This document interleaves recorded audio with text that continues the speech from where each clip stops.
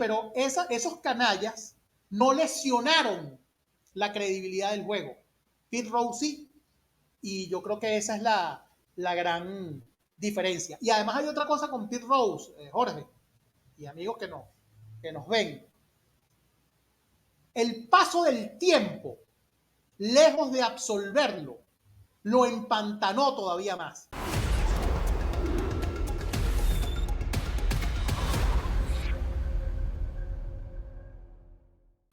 Bienvenidos a un nuevo episodio de Let's Go. Hoy me acompaña una figura del periodismo deportivo en Venezuela, Carlos Balmore Rodríguez, quien para muchos en el mundo del béisbol, del periodismo deportivo, es también un GOAT y tiene muchísimos años en el medio del béisbol. Carlos Balmore es una figura que está en el periodismo deportivo desde 1998, ya hace rato, Carlos. Y Hace bueno, rato, tú fuiste miembro fundador del diario Líder en Venezuela, fuiste director del diario Meridiano, que para quienes nos ven, que no saben qué es el diario Meridiano, es un diario de circulación nacional en Venezuela deportivo, que por excelencia, por muchos años, ha sido de los mejores medios impresos en el mundo deportivo en Venezuela. Carlos también es comentarista para IBC desde 2017, es miembro del circuito radial de los Leones del Caracas desde el 2019, ha cubierto clásicos mundiales, serie mundial, ha estado en entrenamientos primaverales de las grandes ligas y tiene nada más y nada menos que más de 20 temporadas cubriendo la Liga Venezolana de Béisbol. Carlos, para quienes hemos seguido el béisbol desde hace muchos años, especialmente el béisbol venezolano, nos debe recordar de un famoso programa que se llamaba El Cerrador. Claro. Carlos, bienvenido a Let's Go. Gracias, Jorge. De verdad que un honor para mí. Muchísimas gracias por la paciencia, porque sé que fue difícil el proceso de conexión. Como yo te había dicho, pues yo vivo en el Cretácico superior en materia tecnológica, a diferencia de ti, que estás a la vanguardia justamente de eso. Pero bueno, lo pudimos solventar gracias a tu paciencia y a tu orientación y aquí estamos y me siento muy a gusto de poder tener esta conversación contigo. El placer es mío, Carlos, y bueno, los mejores de la historia nos adaptamos. Eso es una característica de los mejores de la historia. Tenemos que adaptarnos a la circunstancia y tú y yo perseveramos hasta que logramos hacer esto posible. Carlos, ¿dónde comenzó tu pasión por tu profesión y especialmente por el béisbol? En la niñez, Jorge. Yo desde muy pequeño leía las páginas deportivas del diario El Nacional y siempre me proyecté en esa redacción contándole a la gente las hazañas y las proezas de los deportistas, en particular de los beisbolistas. Fue algo que me acompañó desde la niñez. Yo incluso cuando estaba en bachillerato nos mandaron a hacer un periódico, nos mandaron a armar un periódico y digamos yo fungí como director de ese periódico, tendría yo no sé 13 años, algo así, y la verdad es que lo disfruté muchísimo y me di cuenta de que yo estaba llamado a ser periodista y en particular periodista deportivo. Mira, excelente. Eso me hizo recordar, hace poco estuvo Efraín Sabarce conmigo. Correcto. Y en algún momento en nuestra conversación, Efraín habló de que él siempre también tuvo claro qué quería y hacia dónde quería ir. Y yo le comentaba que una característica de las personas de alto desempeño o para seguir usando el argot del deporte, los GOATs, es que ellos tienen claro quiénes son y hacia dónde van. Y fíjate que tú también lo mencionas y no por casualidad tú tienes el currículum que tienes y tienes la figura que has construido en el mundo del béisbol y del periodismo deportivo en Venezuela, porque tú siempre supiste hacia dónde ibas y qué era lo que querías. Y eso es fundamental para que tu desempeño sea exitoso. Vamos a meternos en el terreno de juego, Carlos. El béisbol de las grandes ligas está en plena época de playoffs. Y en esta época, una conversación que suele surgir es el impacto de este nuevo formato de los playoffs en las grandes ligas sobre el desempeño de los equipos que participan en la postemporada. ¿Existe tal cosa? Cuando hablamos del formato, hablamos de los comodines, de la serie de comodín. Correcto. Sí. Sabes que yo al principio era un detractor firme de ampliar el espectro de los comodines y de las series de comodín. Yo creía que podía ser injusto, ¿no? Que hubiese, por ejemplo, un equipo que estuviese allí sin haber ganado su banderín divisional. Pensaba que lo más correcto era que, bueno, que los campeones estuvieran allí y punto, como había sido siempre. El tiempo le ha dado la razón a Major League Baseball. Es decir, quedó probado que Major League Baseball sabe mejor de negocios y de venta de un espectáculo que uno.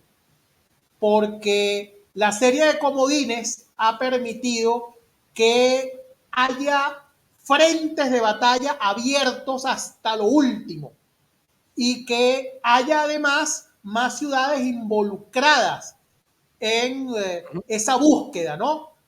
Porque no solamente debemos hablar de los que clasificaron, sino de los que estuvieron a punto de clasificar, que fueron varios equipos más. Incluso más allá de los Cascabeles de Arizona, que estuvieron vivos hasta ese lunes de la doble jornada entre los Mets y los Bravos. O sea, hasta el último día un equipo como los Marineros de Seattle tuvo oportunidad, por citar otro caso en particular. Y yo creo que eso al final es provechoso. Es provechoso para una actividad deportiva que al final de cuentas es una industria que tiene que buscar rentabilidad. Y confieso que me equivoqué de medio a medio con ese tema y ahora pues no puedo sino validar el esquema, el formato de la ampliación de los comodines y la serie de comodín tal como está desarrollándose ahora. Sí, desde el punto de vista de negocio creo que no hay duda de que esto le genera ingresos a MLB, pero además de eso, como espectáculo, al momento justo previo al inicio de los playoffs, existe mucho más interés por aquellos equipos que todavía tienen chance hasta el último día de la temporada. Contrario a como pasaba en el pasado, que quizás un mes antes ya se sabía quiénes eran los que iban a ganar y todo perdía listo. el interés por completo. Exacto.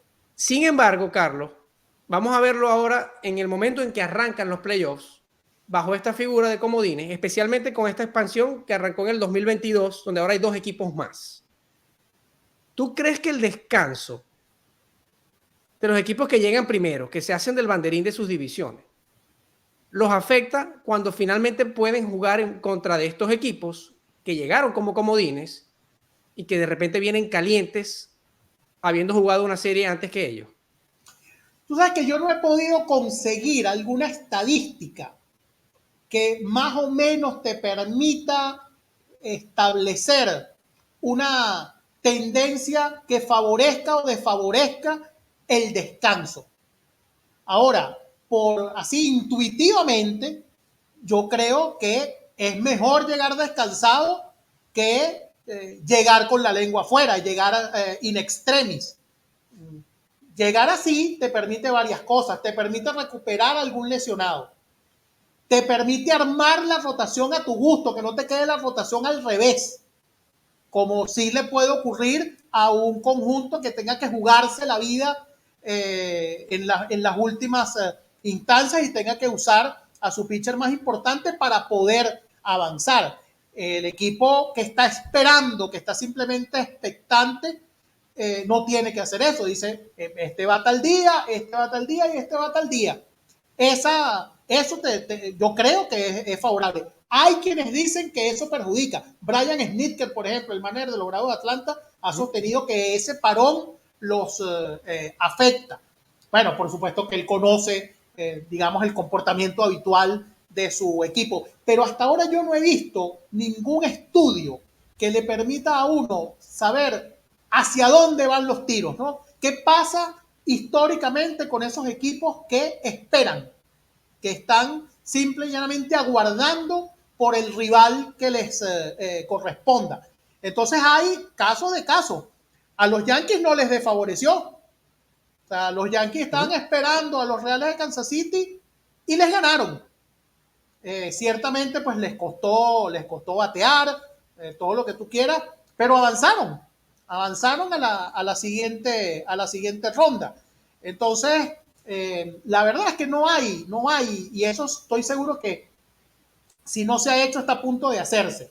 Alguien que levante, haga un arqueo de casos para ver hasta qué punto de verdad, como dice Snitker, eso desfavorece o hasta qué punto favorece, que es lo que la intuición me dice a mí. Sí, fíjate, Carlos, que yo pienso que es muy pronto, porque este formato de expansión a 2 equipos arrancó en 2022. Ciertamente ya traíamos la expansión al comodín desde hacía muchos años, pero esta expansión a este formato del que estamos hablando específicamente hoy es muy joven. Tiene apenas 3 temporadas con esta, ¿no? Claro, pero fíjate una cosa, eso pasaba incluso antes. Cuando se jugaban las series de campeonato, por ejemplo, había uno que barría en la Liga Nacional y tenía que esperar a uno que jugaba hasta el séptimo. Igual había ese parón. Entonces, eso tendría que estar también en el arqueo. De acuerdo. Porque eso también es una espera. Haces tu vela de armas mientras el otro resuelve su problema. Ya yo estoy listo, ya yo barrí y yo voy a esperar a ver qué es lo que está pasando con esta otra gente. Y son 3 juegos más. Más el descanso que pueda haber. O sea, también hay un parón. ¿Ves? Entonces, eso creo que también debería tomarse en cuenta. No es fácil armar ese caso. Es un muy buen punto, porque sería una circunstancia similar. Fíjate que tú hablaste del manager de los Bravos y bueno, si hay alguien que puede salir a quejarse de este formato es él. Claro. Porque en 2022 y en 2023 Filadelfia los eliminó habiendo sido los Bravos el campeón de la división. Exacto. Y habiendo tenido que esperar por los Phillies. Eso. Y este año justamente, a título curioso, le acaba de pasar lo mismo a los propios Phillies, que siendo campeones le tocó esperar por los Mets y ahora se quedaron afuera ellos. Pero correcto, con las mismas, como tú decías, están los Yankees, que le ganaron a Kansas City. Está el ejemplo de los propios Astros de Houston de hace un par de temporadas, que también se metieron en finales, habiendo tenido que esperar por el comodín. Es decir, la data todavía es muy poco concluyente. Y hay casos de lado y lado, de los que se han quedado y de los que han seguido. Exacto. Entonces, yo creo que es muy pronto para castigar el formato desde el punto de vista específico del béisbol. Como negocio, creo que no hay nada que criticarle al formato, porque creo que ha dado en el clavo para darle mucha más gracia a la temporada regular y, por supuesto, para generarle mucho más ingresos a MLB. Coincido. Otro tema en el que yo sé que tú estás metido y que me encantaría preguntarte es el premio Luis Aparicio. Ok. Carlos, para quienes no saben, el premio Luis Aparicio es un premio que se otorga en Venezuela y que lleva el nombre de Luis Aparicio, quien hasta ahora es nuestro único Salón de la Fama en el béisbol mayor, para el pelotero venezolano más destacado en el béisbol de Grandes Ligas durante la temporada que acaba de terminar. En este premio, Carlos, corrígeme si me equivoco, votan periodistas venezolanos principalmente, pero hay periodistas de habla hispana de otras latitudes, ¿cierto? Sí, sí, correcto. 2 preguntas en una. ¿Quiénes son tus candidatos y quién crees que lo va a ganar? A ver, yo puse como primera opción, yo inscribí como primera opción en mi boleta a William Contreras. Yo creo que William Contreras tuvo la temporada más completa, la mejor campaña entre todos los venezolanos, ¿no? Uno lo busca por las estadísticas convencionales y también por las periféricas, y él en su condición de catcher, bateando todo lo que bateó, produciendo todo lo que produjo, creo que es el legítimo ganador de ese premio. Menos mal que aquí no hay disquisiciones semánticas, Jorge, como había, por ejemplo, con el tema del más valioso, que si era el mejor o que era el que más contribuyó a la causa de su equipo. Esa fue una discusión por muchos años. Ya básicamente ahora, pues, se asimiló que el premio se le da al mejor pelotero. Pues debería llamarse así, jugador del año. Correcto. Es lo que yo siempre he defendido, jugador del año y punto, para que no haya esa discusión semántica. Con el Luis Aparicio no pasa eso. En el Luis Aparicio está muy claro quién es el venezolano más destacado, el que tuvo más merecimiento. Dicho esto, también se puede prestar para la interpretación el tema de esto de más destacado. Porque alguien pudiera decir, Luis Arraez, con su título de bateo, va a marcar un hito, ¿no? Correcto. Por el hecho de haber ganado su tercera corona de bateo, porque eso va a trascender en los libros, y alguien puede decir, a mí me parece que es más destacado que alguien haya ganado por tercera vez una corona de bateo que otra persona que haya tenido mejores números, pero que al final no fue el mejor en ningún aspecto en particular y que a lo mejor no va a pasar a la historia con lo que hizo. Pero en este caso yo sí me quedo con el rendimiento global, con la construcción, digamos, más extensa en las distintas facetas, y por ese motivo yo voté por William Contreras. Inscribí de segundo a Anthony Santander, de tercero a Arraez, porque considero que no se podía, digamos, ignorar por completo el hecho de que haya ganado la corona de bateo, aunque si fuese por números, estrictamente por sumatoria de números, probablemente Arraez no estaría entre los 5, pero no se puede desmeritar, digamos, la impronta de que ganó por tercera vez consecutiva un campeonato de bateo. Eso tiene una proyección, digamos, hacia la posteridad que no se puede ignorar, y por eso lo inscribí también. Apunté a José Altuve y también a Jackson Chourio, y lamenté mucho dejar fuera a Ezequiel Tovar porque creo que su temporada fue redonda. Mira, Carlos, antes de que hablemos de otra cosa, a mí, por supuesto, se me ocurrió a Arraez por el hecho histórico, que ya tú explicaste las razones, es ganar 3 veces consecutivas un título de bateo con 3 equipos distintos. Correcto. Eso es un hito difícil de repetir. Y en algún momento pensé la posibilidad de que este premio se otorgase a 2 personas, como ocurrió hace un par de años atrás, si la memoria no me falla. Creo que lo recibieron 2 peloteros al mismo tiempo. Fueron, sí, ha pasado 2 veces en los últimos 4 años, creo. Creo que la última fueron el propio Arraez con José Altuve, ¿cierto? Sí, ha pasado, y ha pasado un par de veces, cosa que me llama bastante la atención, tomando en cuenta que este es un premio para el cual votan más de 100 personas, y que además tiene un esquema de puntos según la ubicación que le dio cada elector en la boleta.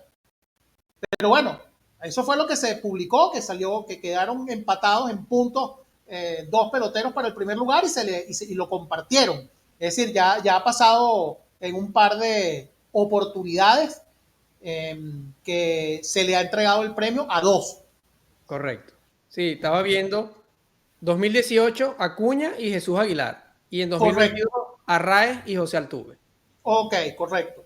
El actual poseedor es Ronald Acuña en este momento. Vamos a ver si se lo lleva Contreras, como tú predices, Carlos.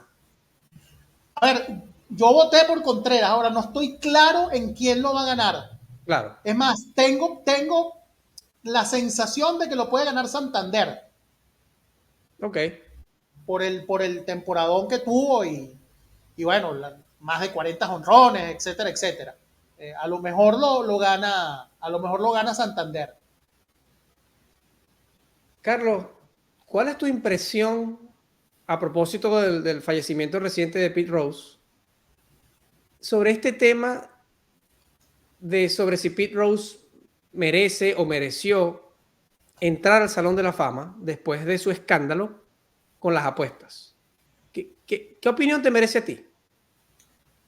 Yo creo que lo que hizo Pete Rose es sumamente grave y Major League Baseball no podía perdonárselo, porque es tremendamente nocivo para la credibilidad de una liga como Major League Baseball dejar una puerta entreabierta y tener lenidad con este tema de las apuestas por parte de los protagonistas del juego. Eso es algo sumamente grave. ¿Sabe que se ha dicho que en el Salón de la Fama hay un montón de canallas, ¿no? Gente que a lo mejor hizo cosas hasta peores desde el punto de vista de la escala axiológica que Pete Rose? Sí, pero esos canallas no lesionaron la credibilidad del juego. Pete Rose sí, y yo creo que esa es la gran diferencia. Y además hay otra cosa con Pete Rose, Jorge, y amigos que nos ven.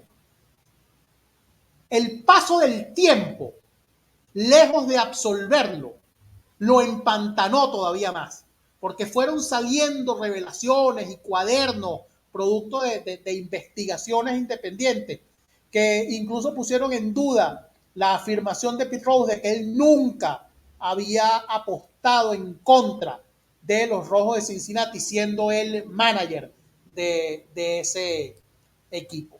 Más bien han surgido más elementos inculpatorios que absolutorios para Pete Rose. En ese sentido, creo que Major League Baseball hizo lo correcto en vetarlo de por vida, y creo que tampoco tiene mucho sentido que lo rehabiliten después de fallecido él. Yo siento que estoy de acuerdo con tu opinión, porque creo que MLB tiene la obligación de proteger la institución y los valores de la institución como un todo. Pero además de eso están la corriente de quienes piensan que Pete Rose fue un jugador transformacional, que fue un jugador que en su generación cambió el béisbol, que sus números obviamente no se pueden esconder y son astronómicos, jugador con más hits en la historia, y pare usted de contar, por ejemplo, Pete Rose tiene mayor cantidad de juegos jugados, tres anillos de Serie Mundial, el récord de 44 juegos bateando consecutivos de hit, en fin, tienen un pergamino como jugador excepcional. Entonces están quienes piensan que lo que sucedió dentro de las líneas de cal es suficiente para que él como jugador esté en el Salón de la Fama.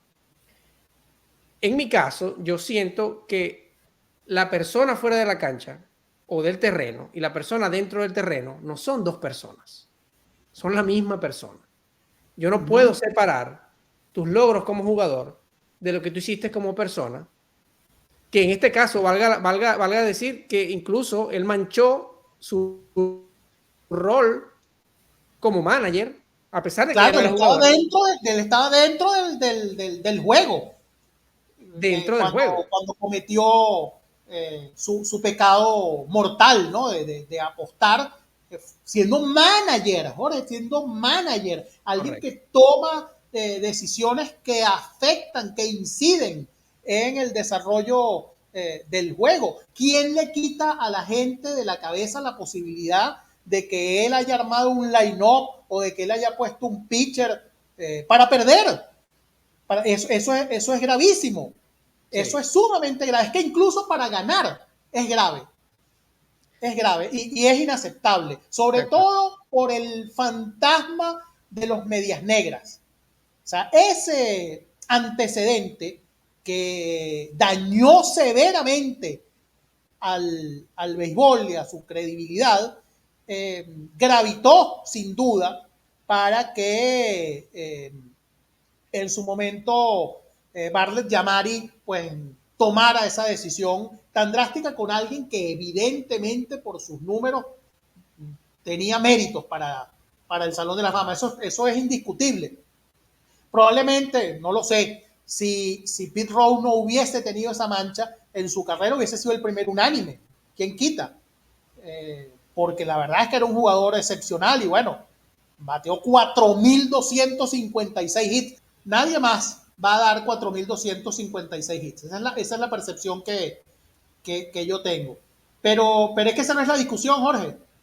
Porque todos sabemos lo que hizo Pete Rose como jugador, pero todos sabemos también que estuvo involucrado en ese escándalo gravísimo, lesivo para la confianza del público en el juego, como fue apostar estando él dentro del proceso de toma de decisiones en el campo. De acuerdo. Y por eso te decía, nosotros no podemos separar el pelotero de la persona, porque lo que haya hecho haya sido muy bueno, no quiere decir que tengamos que olvidar que esa otra parte de él es parte de quién es Pete Rose. No hay dos personas distintas. Y yo no pudiera llevar a mis hijos al Salón de la Fama y hablarles de Pete Rose y que ellos me pregunten cómo este señor está en el Salón de la Fama, si le faltó el respeto al deporte, si manchó la imagen del deporte, si cometió trampa al deporte.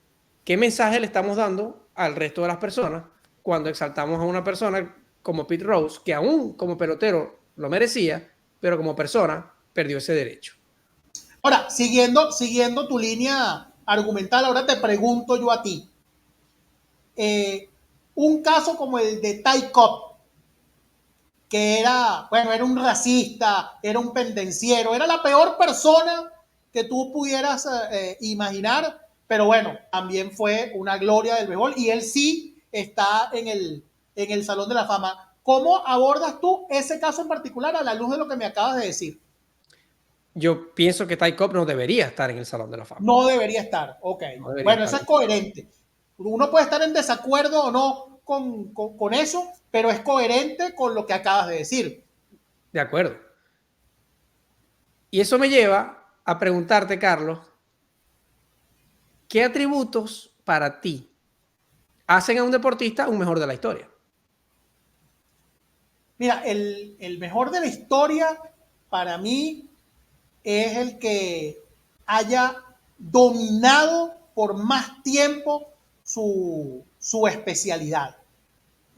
Yo creo que ese es un factor que para mí es muy significativo a la hora de hacer este tipo de evaluación, ¿no? Que de hecho hay mucha gente que le resulta bizantina la discusión, ¿no? Sobre quién es el mejor de la historia, que no se puede estar comparando épocas diferentes. Bueno, resulta que hay estadísticas que permiten hacer eso, ¿no? Como, bueno, el OPS ajustado o la efectividad ajustada. Tendrán, por supuesto, sus limitantes, pero sí te puede dar una aproximación bastante cercana de quiénes han sido los mejores o el mejor de la historia, ¿no? Entonces, yo creo eso, pues el mejor de la historia es ese, el que haya dominado, que haya sido el exponente más eximio del deporte por más tiempo, que es lo que pues lo lleva a uno a pensar en personajes, bueno, no sé, como Henry Aaron, por decirte algo, como Willie Mays, que fueron estrellas y que fueron lo mejor de lo mejor durante años. O sea, que no fueron simples ráfagas, que no fueron estrellas fugaces, sino que fue, bueno, durante incluso lustros, el pelotero más emblemático, el jugador más brillante que haya habido en el deporte. Yo agregaría, Carlos, y esto es algo que yo he ido agregando a mi definición de GOAT o de mejor de la historia. Ok. Diferentemente o independientemente del deporte, bueno, obviamente hay un jugador que tiende a estar en el tope, pero hay muchos mejores de la historia. Sin embargo, en mi definición, Ok. yo he agregado el componente del impacto más allá de lo que sucede dentro de las líneas. Ok. Es decir, más allá de sus números, más allá de sus logros individuales, más allá de sus logros con sus equipos, ¿qué tipo de personas fueron dentro y fuera de la cancha? Yo he incorporado ese elemento a mi ecuación porque siento, de nuevo, con el mismo ejemplo con el que medíamos a Pete Rose, yo no puedo hablar de un mejor de la historia en su máxima expresión si su imagen está manchada. Entonces, bueno, te repregunto nuevamente porque los periodistas no podemos dejar de preguntar, Jorge. Te pongo dos ejemplos. Rafael Nadal, que se acaba de retirar. Bueno, sin duda uno de los grandes tenistas de la historia, alguien podrá decir también de los grandes deportistas de la historia. Si tú tienes que, digamos, establecer un podio en el que esté Nadal con todos sus éxitos estrictamente deportivos, sin mancha fuera de la cancha, con alguien como Mohamed Ali, que signó una época incluso en la sociedad, más allá del deporte, porque él, bueno, porque fue un rebelde contra injusticias, porque fue alguien que levantó la voz contra situaciones abominables que había en su época. ¿A quién privilegias? ¿A quién priorizas? ¿A alguien que se dedicó exclusivamente a jugar tenis como Nadal, por citarte un caso, o como alguien que hizo época y que marcó a su sociedad, a la sociedad de su tiempo, como Mohamed Ali? Mira, ambos son GOATs y Ok, no podemos pedirle a cada una de estas estrellas en los distintos deportes que tengan una trayectoria similar, porque todos escogemos formas distintas de impactar a otras personas. ok, No le puedes criticar a Nadal que no haya tenido la misma carrera que Mohamed Ali desde el punto de vista social. Lo que sí yo le podría criticar a Nadal al compararlo con Mohamed Ali es si Nadal hubiese manchado su figura fuera de la cancha, que no lo hizo. que no lo hizo. Entonces, para mí son dos mejores de la historia que están al máximo nivel Ok, sin que necesariamente represente que hayan hecho exactamente el mismo tipo de contribución a la sociedad. ok, perfecto. Carlos, esta pregunta que te voy a hacer es la pregunta que le hago a todos mis invitados y es mi pregunta favorita. Ok, Hemos hablado del premio Luis Aparicio, hemos hablado de Pete Rose, acabamos de hablar de qué cosas para ti y para mí, o qué atributos deben tener los mejores de la historia. ¿Cuál es tu definición de grandeza? para mí la grandeza estriba en la superación las miserias humanas. Es decir, yo no considero grande a una persona solamente porque haya sido extraordinario en su ámbito, no sé, porque haya descubierto la cura contra el cáncer o que haya ganado 1000 batallas como, no sé, como Alejandro Magno, porque eso implicaría que solo los más talentosos, los más brillantes, los mejor dotados pueden alcanzar la grandeza. Y yo creo que la grandeza también le pertenece al hombre común. Esa persona es grande, así lleve a cabo el trabajo más modesto, menos apreciado por el resto de la sociedad, pero alguien así impacta favorablemente y mejora el planeta, así nadie lo conozca, así nadie sepa quién es él. Yo te decía ayer que, o incluso hoy en la mañana, que estaba todavía buscando, ¿no? Esa definición de grandeza. Tuve que pensarla, pero después de dialogar conmigo mismo, llegué a esta conclusión.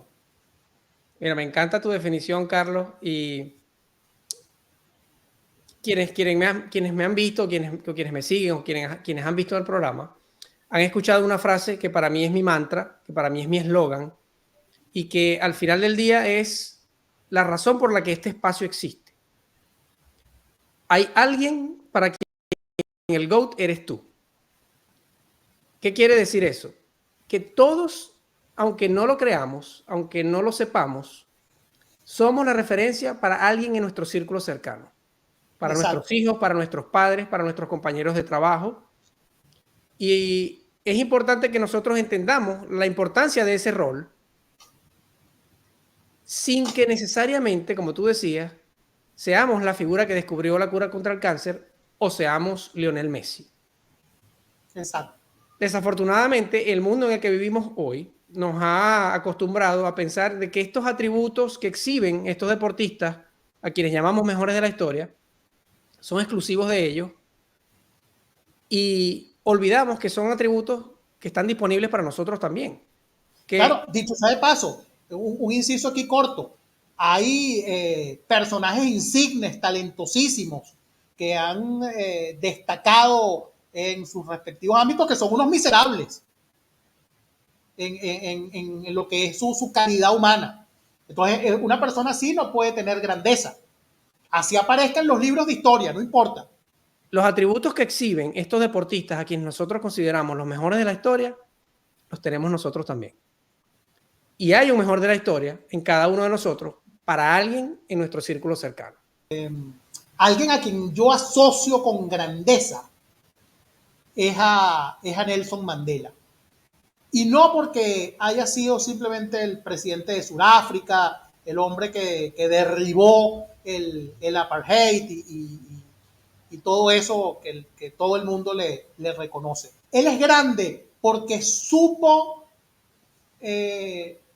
dejar de lado, pudo dejar de lado sus legítimos resentimientos, sus legítimos rencores que podía haber acumulado tras casi 30 años de presidio, y no llegó al poder a cobrar venganza. Llegó sin ánimo revanchista. Supo ponerse por encima de lo que te decía antes, la miseria humana, que hubiese sido, bueno, ahora agárrense porque llegué yo, ahora se las voy a cobrar una por una, que es humano, que es completamente humano, pero él pudo ponerse por encima de eso, y eso es lo que hace a Nelson Mandela un hombre grande. De acuerdo. Mira, Carlos, aquí hablamos de béisbol, hablamos de crecimiento personal y hablamos de cómo convertirnos en un mejor de la historia.